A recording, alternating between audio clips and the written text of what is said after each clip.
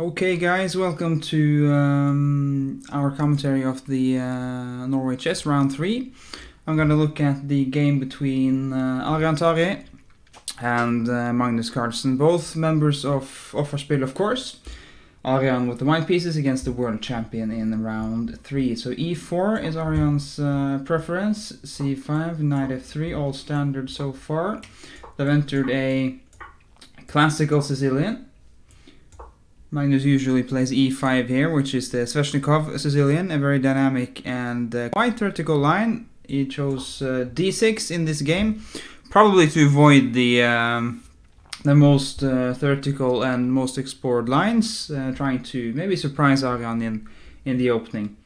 Bishop g5, which is, I guess, the most normal move, also one of the most aggressive moves. Bishop d7, slightly curious, but preparing rook c8. Queen d2, a6, and a lot of black's strategy in this position involves these moves, trying to get an initiative going on the queen side. While of course white wants the pawn avalanche, as we all know in the Sicilian, white usually attacks on the king side. Long castle, e6, f4. Of course, it's also possible to play like this, f3 and then g4, h4, like the like the king's kingside attack from the Najdorf and so forth. The English attack, f4, played in the game. Bishop e7, knight f3, not allowing an exchange, and also preparing e5. And then Adrian suddenly takes on f6. The reasoning for this is, of course, another point behind the move knight f3 is white's pressure on the d6 pawn. So after capturing on f6, if Magnus chose to recapture with his bishop, then the d6 pawn would be hanging. Black might have some compensation here. Maybe you could play something like bishop takes c3. You could also retreat and chase the queen away and have the two bishops, but nevertheless, white would be quite happy with the pawn to the good. Magnus chose gf6, wrecking his pawn structure, of course, but keeping the d6 pawn alive, and also having the pair of bishops might be useful long term. King b1, queen b6, very standard move from Magnus, and an f5 from Adrian. Trying to put pressure on black's wrecked pawn structure, and of course specifically the e6 pawn. Something like this is also quite standard, maybe even g3, bishop h4. All of this, of course, trying to force black to play e5. That would mean the d5 square would be up for grabs for white. So that's not something Magnus would consider. Black wants to keep his pawn on e6 at all costs, almost. So long castles for Magnus, very sharp move. Bishop d3, king b8, and now starting this knight maneuver.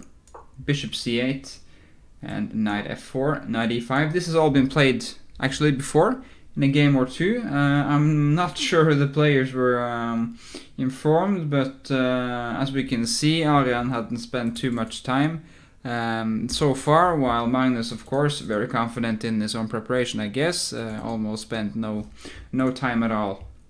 Bishop e2, now d5. This central break is super sharp, actually. Looks horrendous for black. I mean, it looks like after the moves in the game ed, ef. Okay, we have this Irish pawn on the f file, a tripled pawn, also isolated, so that's no good, usually at least. But the pawn just covers some squares on e4 and g4, and also e6 is covered, and this d pawn is really not really helping white's initiative in the center, almost like a shield for black. And the knights are doing a very good job covering a lot of squares, but there's no active posts for the knight. It could go to d4 as in the game, but again, these squares are all covered, and the knight on e5 is doing a tremendous job for Magnus. Looks optically very nice for white, and the computer does agree. It looks preferable for white, but Magnus just wants a complicated position, and he knows that if he's going to beat Adrian with the black pieces especially, he needs to take some risk, because Adrian makes very few mistakes. Bishop c5, rook h f1, centralizing the rooks, a3, and attacking the king away in the corner for black. So of course the computer says that this is very good for white. It doesn't really come up with a convincing plan, at least not immediately. And this is also complicated stuff. I mean, Arian, white against the world champion, must be at least some nerves involved. At least I would be quite nervous. And there's no easy move for white here. I mean, the computer might say +1, +1.5 or something like that, but Magnus knows that he's taken some risk, but he's also shown confidence in the position. So that's really saying something, that the world champion chose to go for this. He wasn't forced to. So let's just trust his judgment and see what he's got planned in the game. h3 from Arian, bishop d7.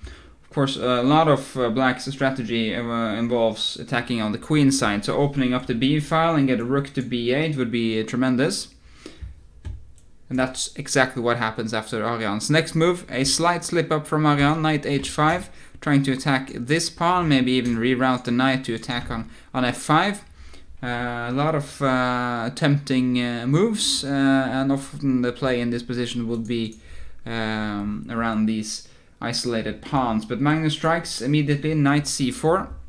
This knight is so dominating, you can't really allow it to stay on c4. Besides, there are two specific threats from the knight, so it needs to be exchanged off. Bishop takes b takes, and now suddenly we see that rook b8, and there's an attack coming in on the b file. Queen c3, probably not the best move, but still, white is under pressure for sure here. Rook b8, rook f3 looks clumsy, but might have been necessary to cover at least some squares. And now the star move of the game, of course, from Magnus. You can pause the video if you like to see if you can get it. It's pretty complicated, but I can give you a small tip. Black wants to crash through on the queen side, and b2 is the weak square, of course, for white. So it doesn't matter how much material you sacrifice as long as you get to deliver mate.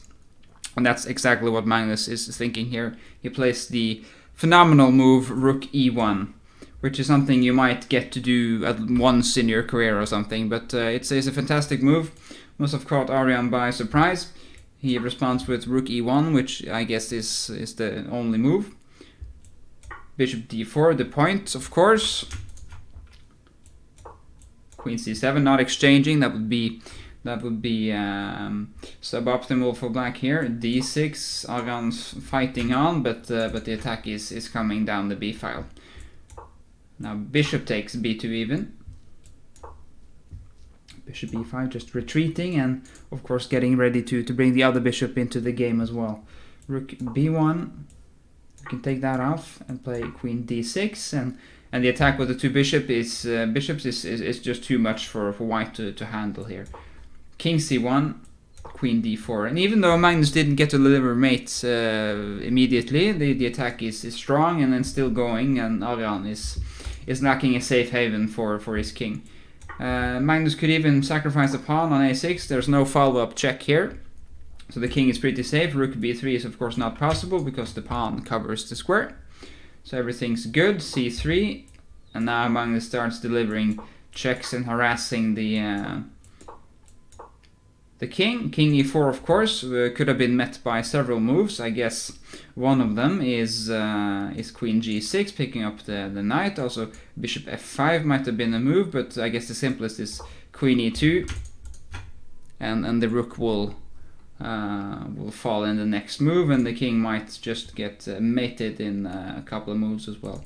So Arian had to take on f4 with the knight. Bishop takes, rook takes, of course. King takes, is mate in 2.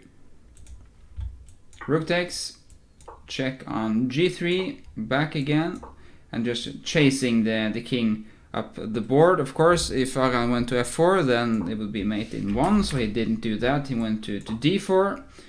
That's no better, of course.